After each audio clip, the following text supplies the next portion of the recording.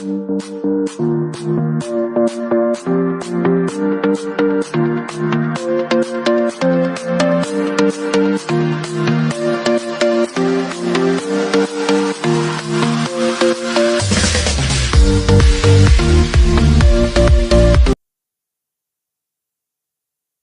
பரிசுத்த நாமத்துக்கு மகிமை உண்டாவதாக. இந்த 33ஆம் சங்கீதம் அநேக காரியங்களை சொல்லுகிறது. அநேக தினம் தியானித்திருக்கிறோம். இதில் நாம் பார்க்கும்போது இதிலேயும் பாடும்படி ஒரு அழைப்பு கொடுக்கப்படுகிறது. நேர்த்தியாய் பாடும்படி அழைப்பு கொடுக்கப்படுகிறது. பாட்டுனாலே எப்படி தான் பாடணும்? நேர்த்தியாக பாடணும். நல்ல இன்ஸ்ட்ருமெண்ட்ஸ் வாசித்து நேர்த்தியாய் பாடும்படி என்ன செய்தார்? சங்கீதக்காரன் அழைப்பு கொடுக்கிறதை இங்கே வாசிக்கிறோம். கர்த்தருடைய பரிசுத்த நாமத்துக்கு ஸ்தோத்திரம். எதை குறித்து பாட வேண்டும் என்றும் சொல்லிக் கொடுக்கிறார். நீதியிலும் நியாயத்திலும் பிரியப்படுகிற அந்த தேவனை குறித்து பாடும்படி ஒரு அழைப்பு கொடுக்கப்படுகிறது. புது பாட்டை பாடுங்கள். புது பாட்டை பாடுறது தப்பே இல்லை. கர்த்தருடைய பரிசுத்த நாமத்துக்கு ஸ்தோத்திரம். ஒருவேளை தேவன் நமக்கே கொடுத்தா அதை பாடுறது தப்பு இல்லை. ஆனால் எப்படி பாடணும்? நேர்த்தியாக பாடணும். நமக்கு தெரியலன்னா யாரையாவது கேட்டு கொஞ்சம் சரிப்படுத்தி இப்படி இருக்குமா அப்படி இருக்குமான்னு கேட்டு நேர்த்தியாய் பாடுகிறது தேவன் விரும்புகிறார். அது மாத்திரமல்ல, இங்கே பார்க்கிறோம் தேவன் எல்லாவற்றிலும் வல்லமை உள்ளவர் என்கிறதை இங்கே சங்கீதக்காரன் எழுதுகிறதை பார்க்கிறோம். அவர் சொல்ல ஆகும், அவர் கட்டளையிட நிற்கும் என்கிற அந்த ஒரே வார்த்தை அவருடைய சர்வ வல்லமைக்கு ஒரு ஆதாரமாக இருக்கிறதாக இங்கே வாசிக்கிறோம். அது மாத்திரமல்ல, அவருடைய ஆலோசனை குறித்தும் எழுதுகிறார். ஒரு ஆலோசனையிலே எப்படிப்பட்ட தேவன் நாம் ஆராதிக்கிற தேவன் ஆலோசனை பண்ணினா அதை தடுக்க ஒரு சக்தியாலும் முடியாது. மனுஷர் ஆலோசனை எல்லாம் எப்படி இருக்கிறது? வீணும் உயர்த்தமுமா இருக்கிறது. ரகசிய ஆலோசனைகள்லாம் என்ன செய்யும்? அபத்தமாக்கப்படும். மனுஷ ஆலோசனைகள் பைத்தியமாக்கப்படும். ஆனால் தேவ ஆலோசனை மாத்திரமே என்ன செய்யும்? எப்போதும் நிலை நிற்கும் என்று பார்க்கிறோம். கர்த்தருடைய பரிசுத்த நாமத்துக்கு ஸ்தோத்திரம். அது மாத்திரமல்ல, இங்கே நாம் இந்த நாளில் தியானிக்க போகிற முக்கியமான காரியம் என்னென்னு அதை மாத்திரம் நம்ம வாசிக்கலாம். 20ஆம் வசனத்தை நம்ம வாசிக்கலாம்.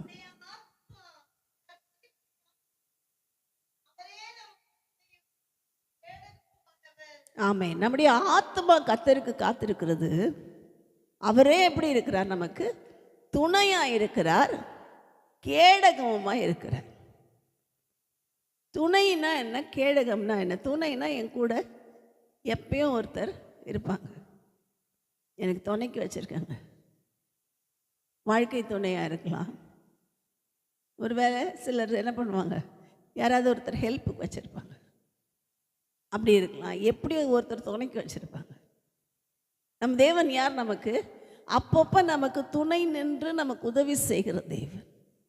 தேவ பிள்ளைகளுக்கு எப்படி இருக்கிறார்? துணை நிற்கிறார். ஆபிரகாமிடத்தில் சொல்லுகிறார், பயப்படாதே, நான் உனக்கு துணை நிற்கிறேன் என்று சொல்லி வாக்குத்தத்தம் கொடுக்கிறதை வாசிக்கிறோம். இப்படி அவர் துணையாக இருக்கிறது மாத்திரமல்ல, கேடகமாகவும். கேடகம் அப்படின்னா பாதுகாப்புன்னு அர்த்தம். கேடகம்னா என்னது? பாதுகாப்பு. வேதத்தில் முதல் கேடகத்தை குறித்து தேவனே பேசின இடம் என்னன்னா, எல்லாருக்கும் தெரியும். ஆதியாகமத்தின் புஸ்தகம் 17ஆம் அதிகாரத்தில் 1-2 வசனங்களில் வாசிக்கிறோம். இதோ நான் உனக்கு மகா பெரிய பலனும் கேடகமுமாய் இருக்கிறேன். ஆபிரகாமை பார்த்து தேவன் சொன்னார். பலன் அப்படின்னா என்ன அர்த்தம்னா பலன் கிடையாது, பலன். பலன்னா என்ன அர்த்தம்னா ரிவார்டு. ஐ ஆம் த எக்ஸீடிங்லி கிரேட் ரிவார்டு அப்படின்னு சொல்கிறார். ரிவார்ட்னா என்ன அர்த்தம்னா நாம் செய்கிற எல்லா நன்மைகளுக்கும் கொடுக்கப்படுகிற பரிசு. நம்ம ஒரு காரியத்தில் ஃபஸ்ட்டு வந்தோன்னா நமக்கு என்ன பண்ணுவாங்க? ஒரு பரிசு கொடுப்பாங்க. ஸ்கூல்லையோ படிக்கிற காரியத்துலேயோ இல்லை வீட்லேயோ ஒரு பரிசு, ஒரு கிஃப்ட் கொடுப்பாங்க. அந்த கிஃப்ட் தான் யார்? நம் தேவன். I am the exceedingly great reward என்று வேதத்திலே வாசிக்கிறோம். இருக்கிறதுலே பெரிய பரிசு நான் உனக்கு ஆண்டவர் சொல்கிறார். ரெண்டாவது என்ன சொல்லப்பட்டிருக்கிறது? உனக்கு கேடகமாக இருக்கிறேன். நான் உனக்கு பரிசு பொருளாக மாத்திரம் வரும், பார்க்கறதுக்கு பளபளன்னு இருக்கிற பரிசு பொருளாக மாத்திரம் அல்ல, நான் உன்னை பாதுகாக்கிற பரிசுத்தராக இருக்கிறேன். கர்த்தருடைய பரிசுத்த நாமத்துக்கு ஸ்தோத்திரம். தேவன் அநேக வேளைகளில் அவர் நம்மை பாதுகாக்காவிட்டால் நம்ம என்றைக்கோ நம்ம வாழ்க்கை முடிஞ்சு போயிருக்கும். என்றைக்கோ நாம் நிர்மூலமாகி இருப்போம். நாம் நிர்மூலமாக இருக்கிறது கர்த்தருடைய மகா பெரிய கிருபை. ஒவ்வொரு நாளும் காலை தோறும் அந்த கிருபை என்ன செய்கிறது? நமக்கு போதுமானதாக இருக்கிறது. அந்த கிருபை நம்மை வழி நடத்துகிறது. அந்த கிருபை நம்மை ஆசீர்வதிக்கிறது. கர்த்தருடைய பரிசுத்த நாமத்துக்கு ஸ்தோத்திரம். அதனால தான் இங்கே சொல்லுகிறார், நமக்கு கேடகம் என்று சொல்லுகிறார். தேவன் நமக்கு எப்படி இருக்கிறாரா? கேடகமாக இருக்கிறார். இந்த கேடகம் என்ன செய்கிறது? அநேக வேளைகளில் நமக்கு விரோதமாக எழும்புகிற சத்ருவின் தந்திரங்களிலிருந்து விலக்கி பாதுகாக்கிறது. நமக்கே தெரியாமல் இருக்கும். நிறைய பேர் சொல்கிற சாட்சி, இப்படி நடக்கும்னு நினைக்கவே இல்லைங்க, ஆனால் என்ன செய்தார்? தேவன் பாதுகாத்தார். இப்படி ஒரு மோசமான சுச்சுவேஷன் வரும்னு நினைக்கவே இல்லை. கர்த்தர் எனக்கு எப்படி இருந்தார்? பாதுகாப்பாக இருந்தார். எத்தனை பேர் சாட்சி சொல்ல முடியும்? அவர் நம்மை பாதுகாக்காவிட்டால் நாம் என்றைக்கும் நிர்மூலமாகி இருப்போம். அப்போ அவர் நமக்கு கேடகமாக இருக்கிறார். கேடகம் எப்பெல்லாம் யூஸ் ஆகும்? கேடகம் எப்பெல்லாம் யூஸ் ஆகும்? எப்பெல்லாம் சண்டை வருதோ அப்போல்லாம் யூஸ் ஆகும். வீட்டில் ஹஸ்பண்ட் அண்ட் ஒய்ஃப் சண்டை வந்தால் எது கேடகமாக மாறிடும்? நம்ம வீடுகளில் நடக்கிறது இல்லை. தட்டு தான் கேடகம். இவங்க போடுற டம்ளர் தான் சத்ருவுடைய வெடிகுண்டு. 2 பேருக்கு நடக்கிற சண்டையில் இதுதான் கேடகம். அப்படி போல் இன்றைக்கு நமக்கு விரோதமாய் சத்ரு என்ன செய்கிறான்? எதையாவது வீசிக்கொண்டே இருக்கிறான். நம்ம சும்மாவே இருக்க விட மாட்டோம். அப்போ தான் நல்லா ஸ்தோத்திரம் பண்ணி துதிச்சுட்டு வீட்டுக்குள்ளே வந்திருப்போம். உடனே ஒரு சின்ன இதை தூக்கி போடுவோம், ஒரு கல்லை தூக்கி போடுவோம், ஒரு சின்ன வெடிகுண்டை தூக்கி போடுவோம். அது புஸ்து தான். அதை பார்த்தே நம்ம கற்றுவோம். கற்றுட்ட பரிசு அவன் போடுற இதெல்லாம் எப்படி தான் இருக்கும்? புஸ்ஸாக தான் போயிடும், அது வெடிக்காது. அதை பார்த்து பயந்துக்கிட்டு இருப்போம். என்ன ஆகுமோ. சும்மா ஒன்றும் இல்லை. வெளியில் ஒரு எலுமிச்சம்பழம் யாருன்னா போட்டு போயிட்டாங்கன்னு போச்சு, அவ்வளோதான். எலுமிச்சம்பழமே நைட்டெல்லாம் கனவுல வரும். நைட்டு கனவெல்லாம் எது தான் வரும்? எலுமிச்சம்பழம் தான் வரும். கர்த்தருடைய பரிசுத்த நாமத்துக்கு ஸ்தோத்திரம். அப்போ இன்றைக்கு எது நமக்கு கேடகம் என்று தெரியாததுனாலே, யார் கேடகமாக இருக்கிறாருங்கிறது தெரியாததுனாலே பயந்து கொண்டிருக்கிறோம். அதனால தான் ஆபிரகாமை பார்த்து சொன்னார், நான் உனக்கு கேடகமாக இருக்கிறேன். ஏன் ஆபிரகாமுக்கு கேடகம் என்று வாக்கு கொடுத்தார் என்றால், ஆபிரகாமுக்கு பிள்ளை பிறக்காதபடி செய்தது அங்கிருந்த மனுஷர்கள் மாத்திரம் அல்ல, அவரோட சரீரம் மாத்திரம் அல்ல, கிரியை செய்ததான் அசுத்த வல்லமைகள். ஏன்னா வாக்குத்தத்தம் வந்தாலே அவன் கிரியை செய்ய ஆரம்பிச்சிருவான். அந்த சந்ததியை எப்படி அழிக்கிறதுன்னு ரெடியாக இருப்பான். எப்படி அவங்கள அழிக்கலாம். அதனால் நல்லா தெரிஞ்சிருச்சு ஆபிரகாம். ஆண்டவரே எனக்கு என்னப்பா தருவீங்க? பிள்ளை இல்லையே, சூழ்நிலையெல்லாம் இப்படி இருக்குது, நீங்கள் எனக்கு என்ன தர போகிறீங்க? அப்போ தான் ஆண்டவர் சொல்லுகிறார், நீ பயப்படாதே, நான் உனக்கு கேடகமாக இருக்கிறேன். அப்போ இன்றைக்கு தேவன் சொல்லுகிறது என்ன? அவன் வீசுகிற எந்த அக்னி ஆஸ்திரத்துக்கும் நம்ம பயப்பட வேண்டிய அவசியம் இல்லை. நம்ம கேடகமாக அவர் இருக்கிற வரைக்கும் பயப்பட வேண்டியதே இல்லை. கர்த்தருடைய பரிசுத்த நாமத்துக்கு ஸ்தோத்திரம். வேதத்தில் வாசிக்கிறோம், இந்த பூமிக்கு கேடகங்கள் இருக்குதான். நான் எல்லாத்தையும் சொல்ல, இது ஒரு பைபிள் செடி மாதிரிலாம் எடுத்துருக்கேன். கர்த்தருடைய பரிசுத்த நாம, பூமிக்கு அநேக கேடகங்கள் உண்டு. இந்த பூமி அழிக்கப்படாதபடி, இந்த பூமி முற்றிலுமாய் ஒழிந்து போகாதபடி, இந்த பூமியை பாதுகாக்கிறதுக்கு கேடகங்களை வச்சுருக்கார். அது யாரோ கிடையாது, நம்மளை தான் வச்சுருக்கார். நம்ம தான் என்ன பண்ணுமா? தேவன் நமக்கு கேடகமாக இருக்கிறாரு. நம்ம யாருக்கு கேடகமாக இருக்கணும்? இந்த பூமிக்கு கேடகமாக இருக்கணும். பூமி அழிந்து விடாதபடி ஜெபிக்கிறவர்கள் எத்தனை பேர்? இப்போ இருக்க சுச்சுவேஷன் பார்த்தா இந்த ஜனவரி பிப்ரவரி எல்லாம் நல்ல பனி பெய்கிற நாள். இப்போ தேவையில்லாமல் ஒரு மழை. கர்த்தருடைய பரிசுத்த நாமத்துக்கு ஸ்தோத்திரம். அதுவும் கரெக்டாக சண்டே அன்னைக்கு எப்படி உங்கள் சர்ச்சுக்கு போகிறாங்க. ஆனால் தேவன் கேடகமாக இருந்தால் நம்மெல்லாம் வந்துட்டோம். மழையில் நனைஞ்சிட்டு கொடை எடுத்துக்கிட்டு முடியல எல்லாம் சர்ச்சுக்கு வந்துட்டோம். கர்த்தருடைய பரிசுத்த நாமத்துக்கு ஸ்தோத்திரம். அப்போ இந்த கேடகம், பூமியின் கேடகங்கள் கர்த்தருடைய கரத்தில் இருக்கிறதா.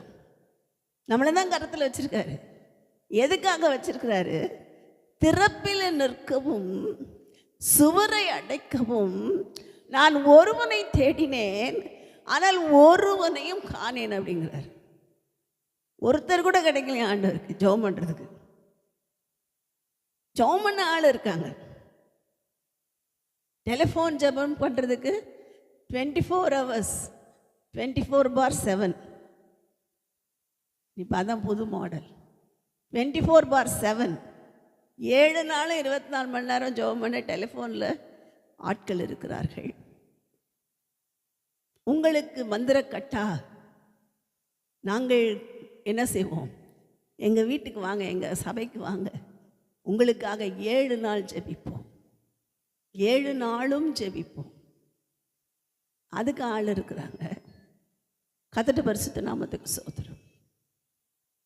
உங்கள் பிள்ளை பாஸ் பண்ணுறதுக்காக, மார்க் வாங்கிறதுக்காக நாங்கள் ஜெபிப்போம், வாங்க. கர்த்தருடைய பரிசுத்த நாமத்துக்கு இதுக்கெல்லாம் ஆள் நிறைய இருக்காங்க. இந்த ஜெபத்துக்கு ஆள் இருக்காங்க. திறப்பில் நிற்க எத்தனை பேர் உண்டு. கர்த்தருடைய பரிசுத்த நாமத்துக்கு ஸ்தோத்திரம். இதெல்லாம் உலக ஆசீர்வாதம். படிப்பு, வேலை, பிள்ளை எல்லாம் உலக தேவை. திறப்பில் நிற்க ஒருத்தரை கூட காணும் ஆண்டவர் சொல்கிறார். அப்போனா எல்லாம் பிஸியாக எதில் இருக்காங்க? ஆண்டவரே நாளைக்கு எக்ஸாம், நாங்களும் பிஸியாக தான் இருக்கோம். கேசிஆக் +2 எக்ஸாம் ஸ்டார்ட்டு ஆக போகுது, அதனால் நாங்களும் அதில் பிஸியாக இருக்கோம். இல்லைன்னு இல்லை, அதுக்காக 24 hours அதையே நினச்சிட்டு இருக்கிறது இல்லை. பூமியின் கேடகங்கள் கர்த்தருடையவைகள், அது அவர் கரத்தில் இருக்கிறது. அதை என்ன பண்ண, யூஸ் பண்ண ரெடியாக இருக்காரு. ஒருவரை தேடுற ஒரே ஒரு ஆள். பூமி அழியாதபடி யாராவது ஜெபிப்பாங்களா? பூமியில் இருக்கிற ஜனங்கள் அழிக்கப்படாதபடி திறப்பில் யாராவது நிற்பார்களா அப்படின்னு தேடுறாரு. ஆனால் ஒருவனையும் அப்போ காணும். இது எப்போனா, இதெல்லாம் எசேக்கியேல் காலத்தில் நடந்த காரியங்கள். ஒருவனையும் காணேன். ஆனால் இன்றைக்கு தேவன் வைத்திருக்கிறார் நம்மளெல்லாம். நம்ம எப்படி வச்சிருக்கிறார்? நல்லா அபிஷேகித்து ஜெபிக்கிறதற்காக வைத்திருக்கிறார். நாம் மற்றவங்கள மாதிரி ஜெபிக்காமல், நாம் மற்றவங்கள மாதிரி நம்ம தேவைக்காக மாத்திரமே ஜெபிக்காமல், நம்ம தேவைகளை சொல்லலாமா சொல்லக்கூடாது? சொல்லுங்கள். அது ஒரு 5-10 நிமிஷம் போதும். அதுக்கு மேலே நமக்கு என்ன தேவை இருக்க போகுது? நான் அடிக்கடி சொல்வேன், இன்றைக்கி கேட்டால் எனக்கு எதுவும் தேவை இல்லை. கர்த்தர் கிருபையில் எல்லாம் நமக்கு ஒவ்வொருத்தருக்கும் நல்லா வச்சுருக்காரு. யாராவது இது வேணும் அது வேணும்னு கொடுத்தா தான் முடியும் ஆண்டவரே அப்படின்னு ஓட்டுற அளவுக்கு வைக்கல. கர்த்தருடைய பரிசுத்த நாமத்துக்கு ஸ்தோத்திரம். இன்றைக்கி இப்போ டேட்டு எனக்கு சாப்பாடு கொடுக்கலன்னா நான் என்ன பண்ணுவேன் அப்படின்னு யாரையும் வைக்கல. எல்லாரையும் அடுத்தவங்களுக்கு கொடுக்குற அளவுக்கு வச்சுருக்காரு நம்ம சபையில். நம்ம சபை மாத்திரமல்ல, கர்த்தரோட பிள்ளைகளை அப்படி தான் வச்சுருக்காரு.